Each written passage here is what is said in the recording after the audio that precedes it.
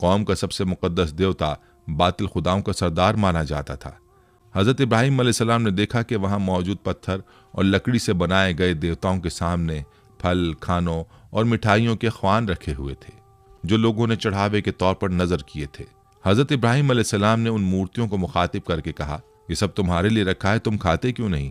हज़रत इब्राहीम ने दोबारा फरमाया, मैं तुमसे मुखातिब हूँ, तुम मेरी बात क्यों नहीं सुनते? मेरी बात का जवाब लेकिन सिर्फ एक बुत को रहने दिया और उस बुत के कांधे पर कुल्हाड़ा रखकर चले गए। फिर रात गुजरने के बाद सुबह को जब नमरूदियों की वापसी हुई तो उन्होंने अपने बुतखाने में हशर का मंजर देखा। उनके खुदाओं के हशर नशर ने उनके पैरों तले जमीन निकाल दी। इस वाक़े की खबर सबसे पहले नमरूद को दी गई। नमरूद ने कहा कि जब किसी को देखा नहीं गया, क्यों कर किसी को सजा दी जा सकती है? इस पर उन लोगों ने जिन्होंने हज़रत इब्राहीम अलैहिस्सलाम को ही कहते हुए सुना था, खुदा की कसम मैं तुम्हारे बुतों को ठीक कर दूंगा, नमरूद से कहा कि काम सिर्फ इब्राहीम का है।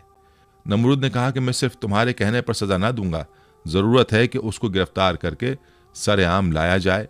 चुनाचे उसने उनकी गिरफ्तारी का हुक्म दे दिया और हज़रत इब्राहीम अलैहिस्सलाम को गिरफ्तार करके नमरूद के दरबार में हाजिर किया गया। दरबार लोगों से खचाखच भरा हुआ था। हज़रत इब्राहीम अलैहिस्सलाम रोब और वक़ार के साथ दरबार में दाखिल हुए और शाही प्रोटोकॉल को नज़रअंदाज करते हुए नमरूद के सामने जा खड़े हुए।